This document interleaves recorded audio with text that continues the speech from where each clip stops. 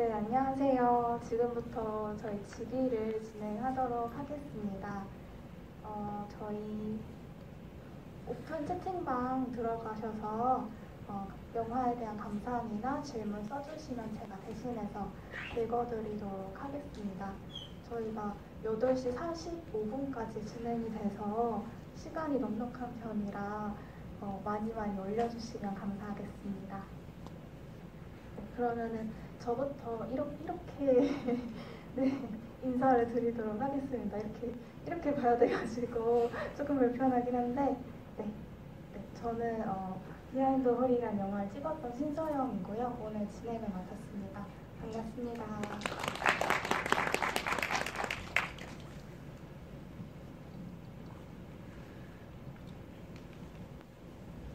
네, 안녕하세요. 그녀를 지우는 시간에서 편집자 연기한 배우 문혜인입니다. 반갑습니다. 네, 안녕하세요. 그녀를 지우는 시간을 연출한 홍성윤입니다. 네, 안녕하세요. 번개가 떨어졌다 연출한 김시웅이라고 합니다. 네, 안녕하세요. 번개가 떨어졌다 여자 역할을 맡은 조수연이라고 합니다. 네, 안녕하세요. 번개가 떨어졌다 해서 남자 역할 맡은 철기욱입니다. 네, 그러면 질문 올려주시는 동안 간단한 공통 질문을 드릴게요. 감독님 두 분 영화 소재나 방식이 정말 남다른 영화였는데 만드시게 된 계기가 어떻게 되셨는지 번개가 떨어졌다 감독님부터 알려주시면 감사드리겠습니다. 저는 먼저 이제 그 소재 관련해서 고민을 하고 있다가 번개를 살면서 7번 정도 맞은 사람에 대한 이야기를 어떻게 찾았어요. 근데 그 소재가 번개를 맞았다는 것 자체가 어떻게 보면 되게 또 재밌는 소재가 되겠더라고요. 일단 그리고 주제적으로도 어떻게 보면 갑작스럽게 닥친 불행에 대한 얘기를 또 하고 싶었어서 그거에 되게 잘 어울리는 소재일 것 같아서 그 소재를 선택을 하게 됐습니다. 네, 그녀를 지우는 시간 같은 경우에는 저 비슷한 질문 예전에 받았을 때 항상 약간 어릴 때 봤던 DVD에서 그 코멘터리 영상에 어떤 감독님들이나 배우분들, 스태프분들이 이렇게 영화 밖에서 영화에 대한 해설을 해주시는데 그걸 보면서 약간 좀 영화 안이랑 밖이랑 이렇게 서로 상호 약간 작용을 하면서 뭔가 장르가 계속 바뀌는 영화 좀 재밌겠다라고 해서 대답을 했었는데 제가 계속 같은 대답을 하다가 좀 생각을 해보니까 그냥 제가 원래 좀 장난치는 걸 좀 좋아하는 것 같아요. 그래서 약간 좀 근데 제가 좀 숙기가 많이 없다 보니까 숙기가 없는데 장난을 치려면은 거짓말을 잘 쳐야 되거든요. 그래서 약간 이런 영화를 찍게 되지 않았나라는 생각을 좀 하고 있습니다. 그리고 새 배우님께도 질문 드리고 싶으신데요. 처음에 그 시나리오를 읽고 어떤 부분이 좀 매력적이었고 이 배역에 좀 약간 끌렸던 그런 계기가 있으셨는지 오늘 혜인 배우님부터 말씀해 주세요. 네, 처음 대본을 받았을 때는 지금 처음 대본을 받은 것이 2017년 겨울이었나요? 2017년 겨울이었어요. 이게 어떠한 여러 가지 사정들에 의해서 이 촬영이 계속 미뤄지고 하다가 작년에 제가 나온 부분을 촬영하게 되었는데 처음 받았던 대본은 완성본과는 또 거리가 굉장히 거리가 있다기보다는 많은 것들이 채워지지 않은 상태였었어요. 그 영화 속 영화가 어떻게 구현될지도 사실은 알 수가 없는 상태였고 조금 더 얇은 대본을 받았었는데 근데 어쨌든 간에 그 뼈대가 되는 이 영화인들의 공포 찍어온 이 이 영화 망하면 어떡하지? 하는 그 공포가 그녀라는 귀신의 모습으로 이렇게 실현된 상상력이 너무너무 흥미롭게 느껴졌었어요. 일단은 그게 굉장히 매력적이었었고 편집자 역할에 대해서는 그 중간에 감독님 역할의 배우분과 티키타카를 주고받는 그 내용 부분들은 이후에 더 많이 채워진 부분이고 마지막 부분에 에서 이제 편집자가 결국에는 감독의 마음을 조금 움직이게 해서 결국에는 그 지우게 만드는 그 컷을 지우게 만드는 역할에 일조를 했다고 생각을 하는데 어쨌든 제가 생각한 편집자는 조금 그렇게 진심을 다해서 이 사람을 좀 도와줄 수 있는 그런 사람의 모습을 제가 연기를 할 수 있겠다는 생각이 들어서 하고 싶었었습니다. 저는 작년 여름쯤에 처음 대본을 받았었는데 일단 불행 자체를 번개로 비유해서 표현한다는 게 재밌었고 그리고 갑자기 닥친 불행이라는 주제가 좀 와닿았던 것 같아요. 누구에게나 일어날 수 있는 소재다 보니까 그 이야기 자체가 되게 매력이 있었고 그리고 극중 여자 역할이 역할 대행 알바를 하잖아요. 그래서 그 극중 안에서도 내가 연기를 해야 한다는 소재가 되게 매력이 있었던 것 같아요. 그래서 되게 많이 끌렸었고 그래서 하고 싶었던 것 같습니다. 저는 작년 겨울 정도에 시나리오를 받고 그 평범했던 일상을 다시 찾아가려는 것들이 너무 매력 있게 다가왔고요. 번개라는 비유를 통해서 불행은 좀 제가 의도하지 않았던 대로 불행은 갑자기 찾아오니까 그런 것들을 어떻게든 이겨내라는 모습이 저는 시나리오에서 흥미롭게 읽었던 것 같아요. 네, 감사합니다. 네, 그 질문이 들어왔는데요. 두 영화 모두 너무 잘 봤습니다. 홍성윤 감독님께는 영화 내 영화의 장르를 어떤 이유로 로맨스 영화로 선택하셨는지 궁금합니다. 네, 우선 여기까지.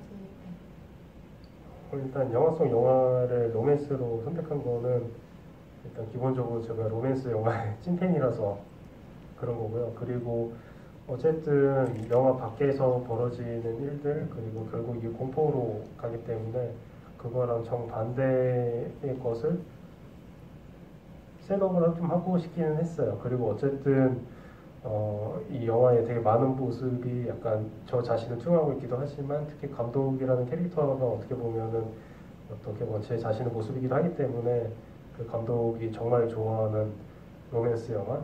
근데 로맨스 영화가 사실 사람들이 그렇게 막 되게 높게 평가하진 않잖아요. 그래서 약간 그런 거를 정말 진심을 다해서 좋아한다는 게 누군가 옆에서 보기엔 좀 무서워 볼 수 있지만 사실 그 사람한테 되게 진지한 일일 수 있다는 거를 좀 보여주고 싶었어요. 네, 그리고 같은 분이 김지용 감독님께도 질문을 주셨는데요.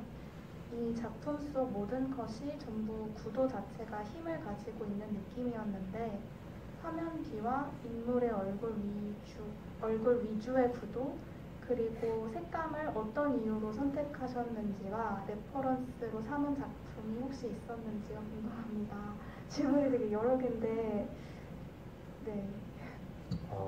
네, 일단은 화면 비율이랑 구도에 대해서 말씀을 드리자면 화면 비율 같은 경우에는 두 가지였는데요. 일단은 두 명의 대화를 위주로 진행을 하는 이야기다 보니까 좀 더 인물한테 집중을 시키고 싶은 마음도 있었고 거기다가 이제 제가 조금 아직 학생인데 제가 뭐라고 해야 되나 기본기가 부족하다라는 느낌을 되게 많이 받았어요. 근데 이제 그래서 매번 이제 고전 영화들부터 많이 봐보자라는 마음을 가지고 늘 보고 있는데요. 그래서 그런 것들을 최대한 참고를 해서 최대한 고전 느낌이 나보게 찍어보자라는 생각이 들어서 그런 화면 비율을 선택을 했습니다. 하고 이제 구도 같은 경우는 점점 인물이 구석에 이렇게 있다가 이제 조금 서로 소통이 되고 약간 마음이 열린다 싶어지게끔 이제 마음을 열 때쯤 점점 가운데로 모이는 느낌을 선택을 했었어요. 조금 둘 다 초반부터 마음을 열었을 거라고 저는 생각을 하지 않아서 좀 더 그 둘을 약간씩 떨어져 있고 좀 왜소해 보이고 좀 나약해 보이는 느낌을 주고 싶었고 그 다음이 색감이었죠. 네. 색감의 경우는 조금 겨울이라는 느낌을 좀 주고 싶었어요. 극 중에서도 이제 추울 때 일어났으니까라는 느낌을 줬으니까 조금 춥다가 조금 따뜻해지는 그런 느낌을 주고 싶다라는 생각이 들어서 최대한 건조한 느낌, 건조하고 차가운 느낌을 주고 싶어서 그런 색감을 선택을 했습니다. 하고 마지막이 레퍼런스. 네. 레퍼런스가 여러 작품이에요. 제가 여러 개를 최대한 많이 참고를 한 다음에 나중에 가면서 점점 빼는 식으로 늘 했었는데요. 가장 크게 레퍼런스로 선택을 했던 작품이 이제 우디 앨런의 이제 또 다른 여인이라는 영화가 있는데 그 영화와 이제 토니 타키타니라고 제가 굉장히 좋아하는 영화가 있어요. 이제 무라카미 하루키 소설을 영화한 건데 둘 다 약간 외로운 사람에 대한 얘기를 하다 보니까 그 두 개를 많이 참고를 했던 것 같습니다. 네. 참 기억력이 좋으시네요. 네, 그리고 홍성윤 감독님께 그 실제로 영화를 편집할 때 편집 기사님과 커뮤니케이션이나 관계가 어떤지 그 두 분 감독님께 궁금하다고 하셨네요. 네. 일단 먼저 얘기해드릴 게 저희가 연출도 이렇게 했지만 사실 편집 일을 조금 더 많이 했어요. 그래서 저는 약간 영화에서 약간 연출자의 입장이면서 동시에 편집자의 입장이기도 하고 그래서 사실 되게 노멀한 현장의 일이라는 생각을 해요. 편집실에서 편집 감독님은 자르라고 그러고 연출님들은 자르기 싫다, 다 의미가 있다 이러면서 좀 많이 사단이 일어나죠. 근데 사실 그게 자연스러운 일이라 생각해요. 그런 충돌 속에서 어쨌든 영화가 완성되는 과정이라는 생각을 하고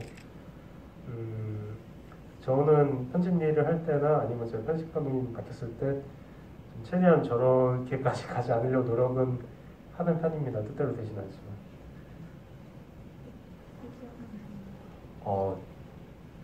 저 같은 경우는 외부 편집 일을 맡아본 적은 따로 없고 제가 만든 거는 그냥 제가 다 편집을 직접 해서 그런 관계 같은 거는 잘 모르겠네요. 저 같은 경우는 죄송합니다. 네, 그리고 푸시네님이 그녀를 지우는 시간 영화 속 영화의 뽀샤시한 때깔과 후반부 공포씬의 대비 머리카락 무빙이 굉장히 인상적이었습니다. 그리고 문희인 배우님 머리 소품도 너무 신박했는데 미술에 대한 비화가 있을까요?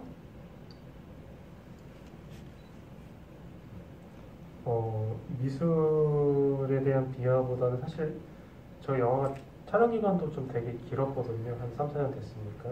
그러다 보니까 좀 스태프들이 좀 많이 바뀐 편인데 그래서 영화 속 영화, 그러니까 로맨스 파트랑 그리고 뒤에 호러 파트가 사실 촬영 감독님도 다르고 미술 감독님도 달라요. 그래서 그런 면에서 좀 많이 대비를 주려고 했고 그 혜연 배우님의 머리 같은 경우는 사실 원래 시나리오는 없다가 되게 나중에 추가된 케이스인데 좀 뭔가 좀 더 강한 걸 넣고 싶어, 여기서 사람들이 예상하지 못한 걸 넣고 싶어 라는 생각으로 좀 혜연 배우님의 머리를 자르면은 사람이 놀라겠지 약간 생각을 했었는데 근데 머리를 구해야 되잖아요. 그래서 머리 어디서 구하지 하는데 제가 친한 후배가 마침 이사를 간다고 그래가지고 이사를 도와주러 갔었는데 한밤중에 이삿짐을 나르다 보니까 되게 지저분해서 한 친구였어요. 근데 그 부엌 어딘가에 되게 묵직한 검은색 비닐봉지가 하나 있는 거예요. 누가 봐도 수상한 비닐봉지 있는 거예요. 그래서 이거 뭐야 했는데 열어보니까 사람 머리가 들어있는 거예요. 저 마네킹 머리가. 그래서 알고 이 친구가 옛날에 다른 영화 찍고 집에 소품이었는데 그 집에 가져와가지고 그냥 거기 방치해놨더라고요. 그래서 그 머리통을 가져다가 미관님한테 갖다 드려가지고 이렇게 최대한 배우님과 비슷하게 만들어가지고 썼습니다. 그리고 촬영이 끝나고 나서 분명히 제 방 구석에 잘 포장을 해놓는데 어느 날 누가 빌려달라고 해서 찾아보니까 갑자기 사라져 있더라고요. 그래서 못 찾고 있습니다.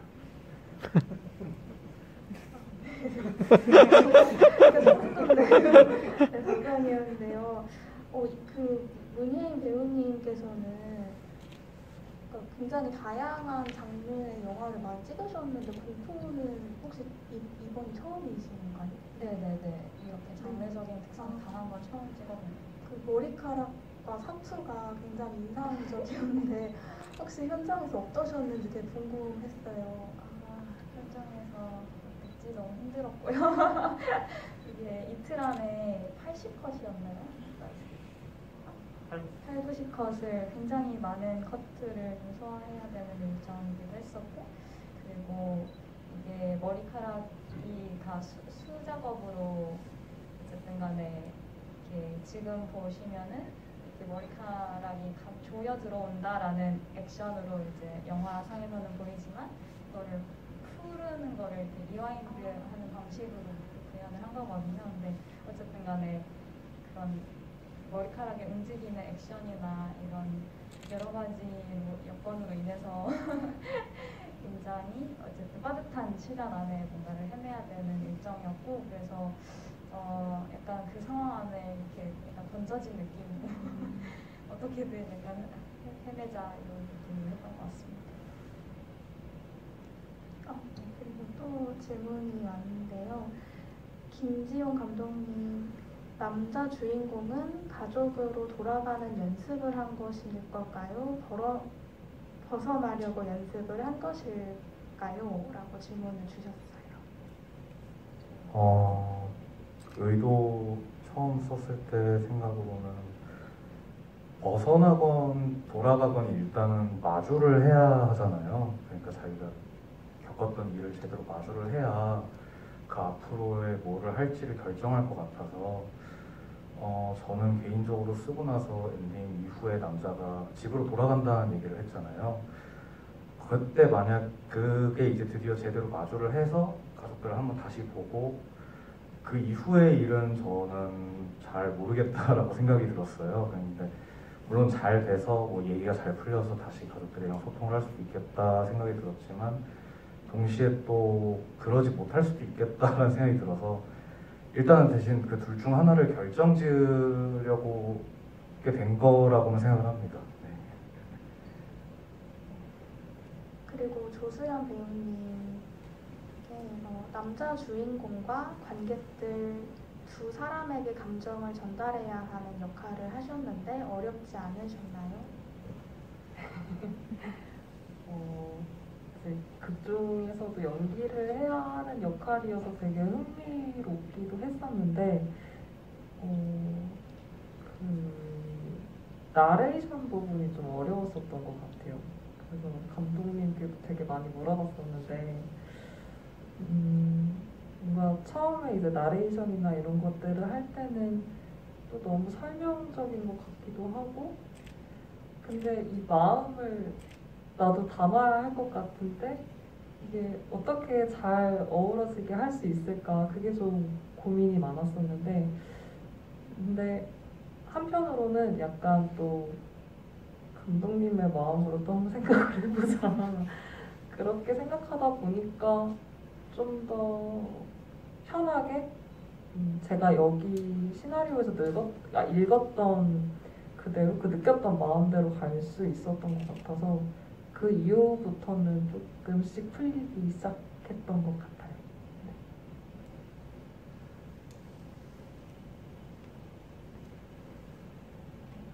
그리고 번개가 떨어졌다 해서 극중 여자 형제를 닮은 역할 대행 배우와 남자가 계약을 했다고 생각하면서 봤는데 배우님 두 분을 캐스팅하신 이후 배우님들은 서로 첫인상이 어떠셨는지 궁금합니다.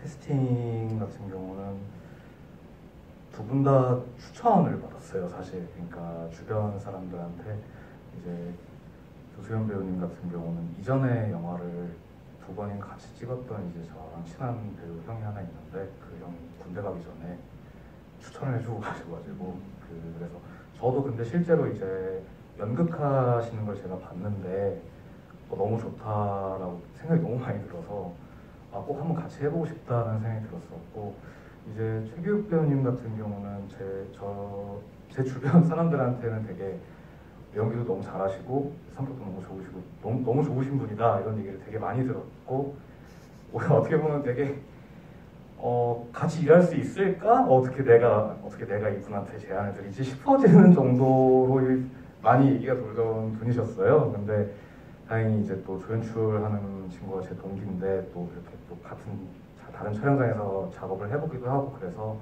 그렇게 연이 닿아서 제가 또 연결이 돼서 네, 뵙고 이제 아주 너무 기뻤습니다. 네. 저는 이제 최규 배우님을 저도 이제 소문으로만 듣고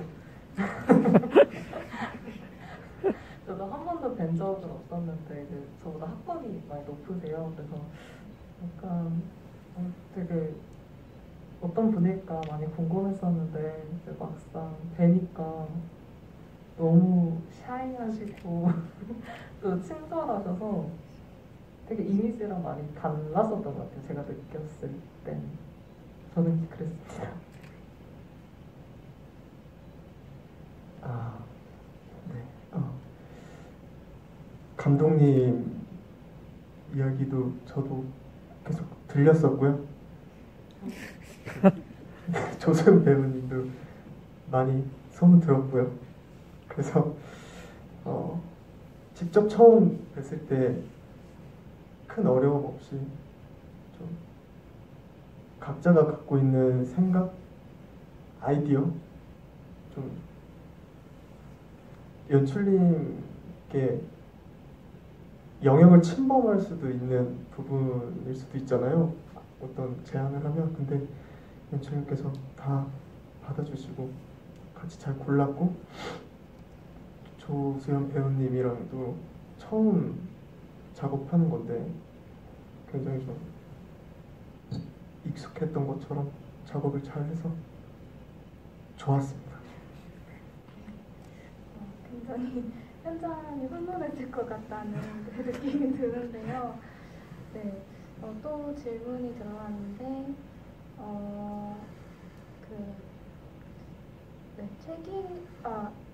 번개가 떨어졌을 때 두 분께 이제 질문인 것 같은데요.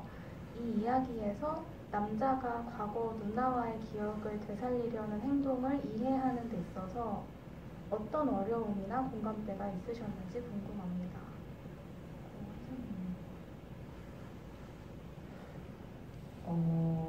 저는 초반 부분에서는 오히려 이제 장난도 많이 치고 이제 우리가 일상에서 많이 나누는 것들을 표현을 하는 거니까 거기까지는 되게 재밌게 잘 할 수 있었던 것 같은데 극 중에서 여자가 느꼈던 거랑 비슷했던 것 같아요. 그러니까 그 대본을 받고서 내가 이런 직접적인 말을 이렇게 상처를 받았던 사람한테 해줘야 하는 순간이 저도 극중 여자가 느꼈던 것처럼 좀 마음이 좋지 않았던 순간이었고 그래서 그 말들을 전할 때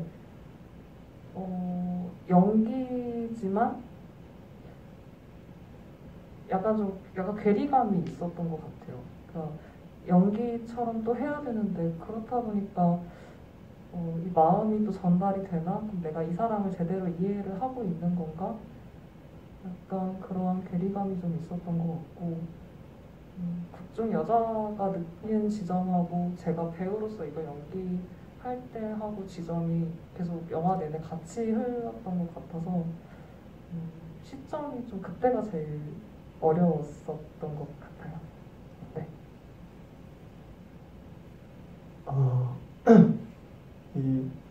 저는 실제로 막내고 누나가 둘 있는데요. 그 누나 둘이 다 결혼을 해가지고 그런 평범했던 일상, 그 컴퓨터 내가 할게, 아니야 내가 먼저 할게로 다투었던 것들이 좀 너무 그리워지더라고요. 그래서 처음에 이제 역할대행 누나분과 진짜 남매 같은 느낌을 내려고 노력을 많이 했고요. 그리고 거기에서는 문제가 없었고 그랬던 것 같아요. 저도 되게 궁금했던 질문이었는데 답변이 잘 되셨을 것 같고요. 그리고 이건 제가 궁금했던 거였는데 문예인 배우님께 질문 드리고 싶은데 영화 속에서 계속 편집자와 감독이 계속 갈등을 일으키잖아요. 근데 보면서 관객마다 누구의 공감이 갈지 좀 다를 것 같았어요. 그래서 배우님은 혹시 어디에도 공감이 가셨었나요? 그리고 본인의 약간 어떤 작업 스타일이신지. 저는 뭐랄까 연출자를 경험해본 적은 그러니까 제대로 본격적으로 경험해본 적은 없기 때문에 편집자에 더 공감이 되는 편이었던 것 같아요. 사실은 조금 그냥 저의 주관적인 생각이긴 하지만 편집자 역할은 감독을 제외한 모든 포지션에 대입해도 편집자이든 뭐 음향 감독님이든 음악 감독님이든 뭐 배우든 다 공감하지 않을까 라는 생각이 좀 들기도 했었는데요. 어쨌든 간에 그냥 저의 작업의 뭔가 방식을 생각을 해보자면 편집자처럼 좀 더 정확하게 해내고 싶은 그런 마음이 조금 더 있는 편인 것 같아요. 그래서 연출자보다는 편집자에 더 이익이 저도 하면서도 되었었던 것 같습니다. 네. 네, 그리고 홍성훈 감독님께 그녀를 지우는 시간 속 감독처럼 포기하지 않으려고 했던 컷이 있으셨나요? 사실 영화 길이를 보시면 아시겠지만 포기는 많이 안 한 편이고 대신에 처음 시나리오 쓸 때부터 되게 반대가 되게 많았던 것이 있어요. 처음에 계속 편집하면서 진행이 되다가 영화 시작한 지 딱 30분 정도, 30분이 지나면은 그때 펜칠 장면 처음 나오면서 혜인 배우님하고 서현우 배우님의 투샷이 나오잖아요. 근데 저는 그 컷을 되게 그 위치에 놓고 싶었어요. 그러니까 계속 하다가 안 나오겠지 생각했는 순간 나오면은 뭔가 쾌감이 있을 거라 생각했기 때문에 그런 굉장히 욕심이 있는 컷이었는데 사실 시나리오 단계에서부터 되게 반대가 많았어요. 그러니까 물론 이 시나리오 재미도 좋아하시는 분도 있긴 했지만 반면에 굉장히 많은 분들이 이거는 이렇게는 영화를 찍을 수 없다. 이렇게는 아무도 영화를 보지 않을 거다. 뭐 말이 안 된다 해가지고 심지어 촬영할 때까지도 계속 너무 위험하다는 얘기 계속 나와가지고 촬영할 때도 일단 스페어로 두 분의 샷을 풀로 좀 찍긴 찍었었어요. 현장에서. 어차피 녹음을 따야 되니까 같이 찍고 물론 촬영 감독님이 셋업하고 찍을 때도 저는 속으로 이거 쓰지 말아야지 이런 생각 하긴 했지만 근데 어쨌든 그 컷을 굉장히 지키고 싶었고 결국은 넣어가지고 개인적으로 굉장히 잘했다는 생각이 듭니다. 영화 속 감독과 되게 비슷한 뭔가 생각이 드는데요. 그리고 문예인 배우님께 목소리 연기가 거의 70% 거의 비율인 것 같은데 서현우 배우님과 티키타카를 하시는 게 약간 대본 같지가 않다는 생각이 계속 들었어요. 뭔가 즉흥인가 싶을 정도로 뭔가 자연스러운데 혹시 어떤 방식으로 두 분께서 작업을 하셨는지.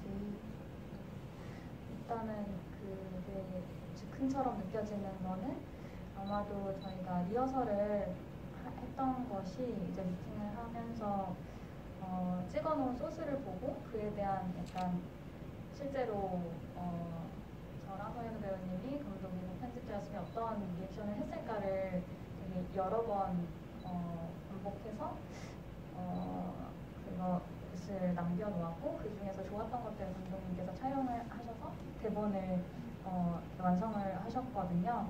근데 그렇기 때문에 아마도 뭔가 정말로 진심에서 나오는 그리고 사실감이 있는 대사로 완성이 됐던 것 같고 네, 기본적으로는 거의 있는 대본 위주로 연기를 했어요. 근데 어쨌든 그것을 약간 주고받는 호흡이 잘 맞아서 조금 더 그런 리얼한 편집실에서 일어나는 것 같은 모습으로 완성되지 않았나 생각해요.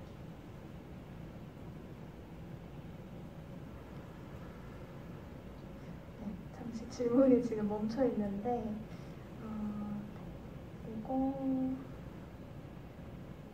저는 김지훈 감독님께 질문드리고 싶은데요. 영화 속에 손 클로즈업이 좀 많이 나오는 것 같다는 생각이 들었어요. 그 남자가 이제 입원을 했을 때 가족들을 어떻게 보면 손으로 표현을 하고 또 여자가 손을 기고 마지막에 또 남자의 손을 잡아준다던가 뭐 그런 이제 장면들이 많이 나오는데 혹시 어떤 의미가 있으신지? 네, 일단은 뭐 그냥 이제 단적으로 표현하자면 뭐 나 힘들 때 누가 손을 잡아주면 좀 마음이 편해진다라는 그런 말이 있잖아요. 그냥 그 정도에서부터 손이 시작이 됐던 것 같아요. 아무래도 이제 좀 번개라던가 약간 조금 이질적인 메타포를 너무 많이 넣었던 것 같아서 어느 정도는 조금 일반적이고 조금 더 직관적으로 빠르게 그런 감정을 전달할 만한 게 제가 생각할 땐 자기 신체 일부인 손이라고 생각이 들어서 그거를 선택을 했습니다.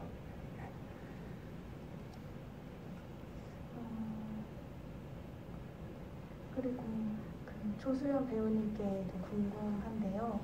그 연기를 하셨는데 그 연기 속에 연기의 그 감정선이 좀 변화하는 듯한 느낌을 받았거든요. 혹시 어떤 의도가 있으셨는지? 일단 영화 전체적인 흐름에서는 감독님이 요구하셨던 부분은 이제 그 남자가 이제 제가 과자 사오라고 하는 씬에서부터 그 씬 직후부터 이제 영화 분위기가 많이 바뀌어요. 그래서 그렇기도 하고 그런 질문이 뭐였죠? 그러니까 저는 영화를 봤을 때 그 병실에서의 어떤 연기가 진짜 누나가 갑자기 된 것처럼 느껴졌었거든요. 네네.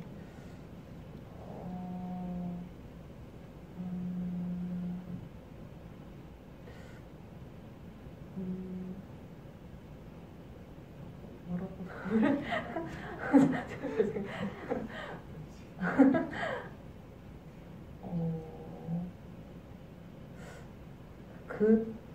그때가 누나로서 말을 해줘야 하는데 또 이걸 하는 여자 입장에서는 그걸 안 하고 싶은, 근데 이 남자가 원하니까 마지막으로 내가 해줘야 하는구나 라는 거에서 좀 많이 부딪혔었던 것 같았고, 그래서 제가 봤을 때는 그 씬이 좀 여자로서 그 극 중에서 이제 그 여자가 맡았던 사랑으로서는 이걸 안 하고 싶은데 또 누나로서 마음이 동화가 되는 순간들이 계속 싸우고 있는 듯하게 느껴졌었던 것 같아요. 끝에 가서 봤을 때는. 그냥 답이 되었는지 모르겠지만. 그리고 그녀를 지우는 시간 속 그녀의 존재가 남달랐다고 생각합니다. 어떻게 캐스팅하시게 됐는지 궁금합니다. 네, 그녀 역할을 해주신 영대 배우님 같은 경우에는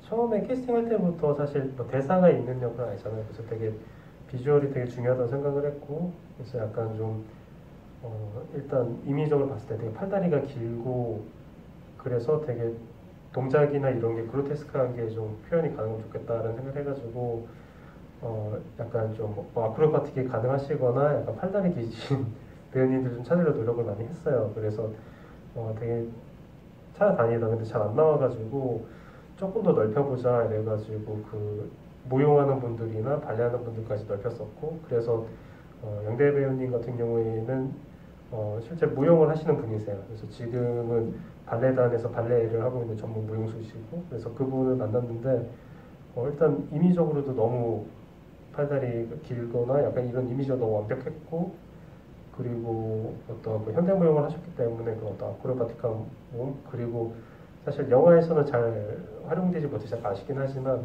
손가락이 되게 기셨어요.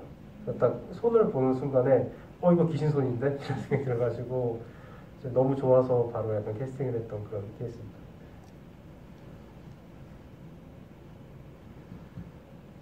네, 그리고 김지용 감독님께 여쭤보고 싶은데요. 이 영화가 왜 이렇게 됐을까라는 대사로 시작이 되잖아요. 그리고 그 질문들이 반복이 되는데 이 영화에 대해 중심인 것 같다는 생각이 들었는데 어떤 의도가 있으셨나요?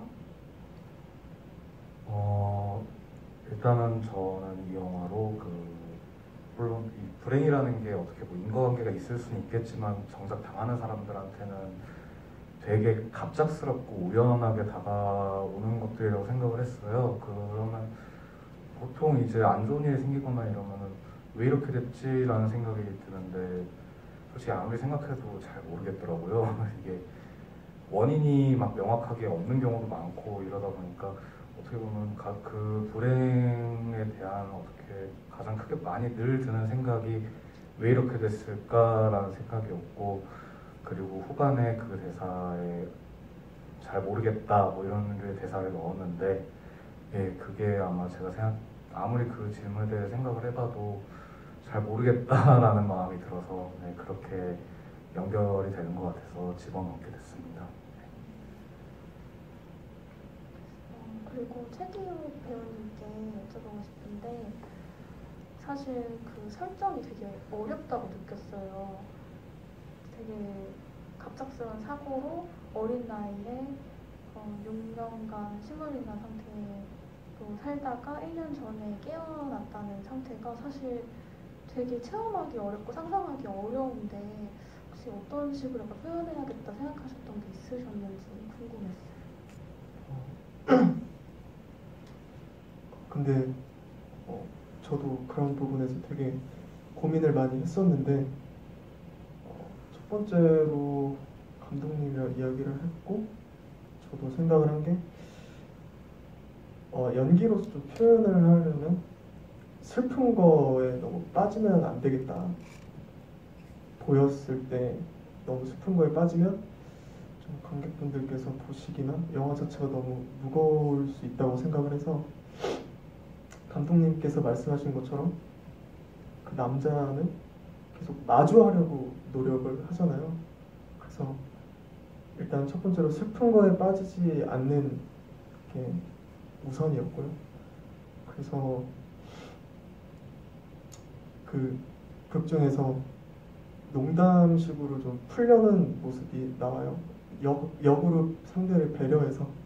그래서 저도 예전에 봤던 영상 자료 중에 그 장애를 좀 가지신 분이 스탠딩 코미디를 하시는 걸 본 적이 있는데 그런 분들을 좀 그렇게 아무렇지 않게 생각하시는데 치근하게 바라보면 그것도 약간 좀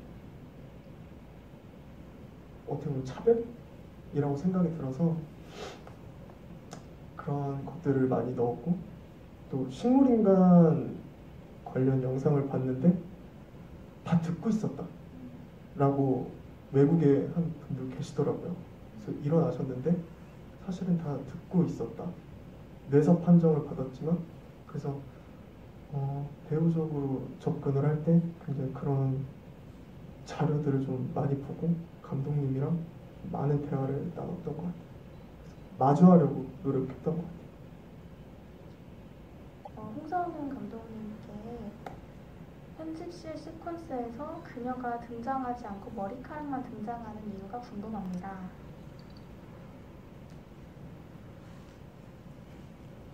일단은 사실 좀 되게 영화가 형식 자체가 좀 복잡하다 보니까 되게 많은 부분들을 바로 인지하기 쉽게 좀 클리셰하게 가려고 많이 노력을 했어요. 영화 속 영화의 로맨스 장면도 마찬가지고 뒤에 편지실 장면의 약간 공포 장면도 마찬가지예요. 그래서 약간 우리가 보통 공포 영화에서 흔히 클리셰로 생각하는 게 지금 머리카락 이잖아요. 그래서 그거를 쓰려고 했고 사실 양다혜 배우님을 편집실 장면에서도 쓸는 플랜은 있긴 있었어요. 그래서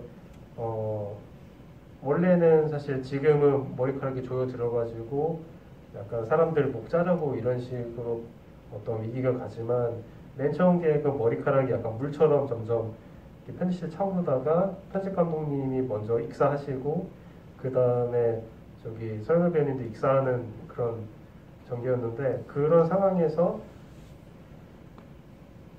원래 그 쌓여 올라가는 그 머리카락의 그 물결 속에서 약간 양다혜 배우님도 약간 되게 흐릿하게 등장해가지고 뭔가 좀 더 무시무시한 약간 클라이막스를 갈 계획은 있었어요. 하지만 좀 어쨌든 그게 약간 기술적으로 그리고 약간 그 예산 문제로 그게 약간 힘들어지면서 지금 제가 머리카락으로만 해결하는 쪽으로 가가지고 좀 약간 좀 경제적으로 약간 같다고 볼 수 있고 또 어쨌든 머리카락이 이렇게 사람 목 조이고 이런 게 어쨌든 귀신이라는 존재가 약간 영화에 대한 어떤 압박감 처음에 내가 찍었던 게 이런 게 아닌데 라는 생각에서 어떤 되게 무섭게 느껴지는 어떤 촬영 부분의 어떤 그 압박감 그런 거에 대한 어떤 그걸 상징하는 거기 때문에 굳이 귀신이 안 나오고 머리카락으로 그게 표현이 가능하다는 생각을 했어요. 네, 그러면은 네, 지금 시간이 거의 다 돼서 한 분씩 이제 인사나 뭐 앞으로의 계획 이런 거가 있으시면 얘기해 주시면 감사하겠습니다. 네, 김지원 감독님부터. 제가 아직 학생이고 사실 졸업 영화를 아직 안 찍었습니다. 그래서 아마 내년에 이제 마지막으로 졸업 영화 하나를 찍고 또 이후에 대해서 좀 더 고민을 해봐야 될 것 같고 최근에 아직 공부가 많이 부족하구나 생각 많이 느껴서 좀 더 많이 공부를 해야 될 것 같습니다. 네, 감사합니다. 일단 오늘 이렇게 보러 와주신 것만으로도 너무너무 감사드리고요.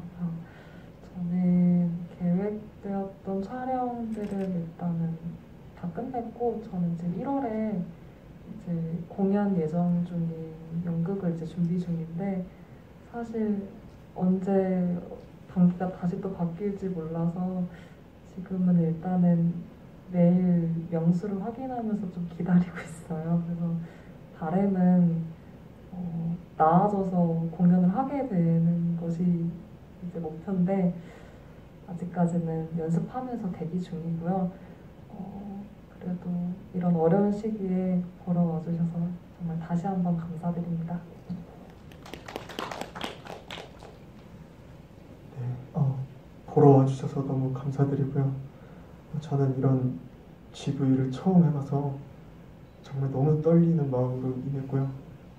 불러주셔서 너무 감사합니다. 그리고 요즘 좀 힘든 시기인데 어차저차 올해도 끝나가고 있고 모두 다 같이 힘을 냈으면 좋겠습니다. 감사합니다.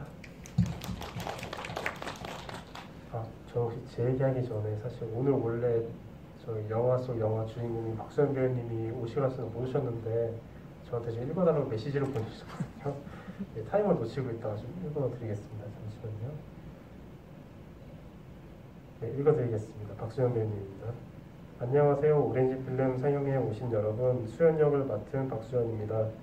오늘 못 만나게 되어 매우 안타깝고 죄송합니다. 우리 영화는 극장에서 즐겨야 하는데 오늘 오신 분들은 승자들이십니다. 느낌표. 관객분들도 즐거움을 가득 충전하시고 가시길 바랄게요. 여러모로 몸도 마음도 차분한 연말 보내시길. 느낌표. 오늘 상영회 화이팅 오렌지. 일단 저도 마찬가지로 오늘 와주셔서 너무 감사하고요. 그리고 항상 안전 조심하시고 요즘 길 미끄러우니까 넘어지지 않게 조심하시고 네, 안전 조심하세요.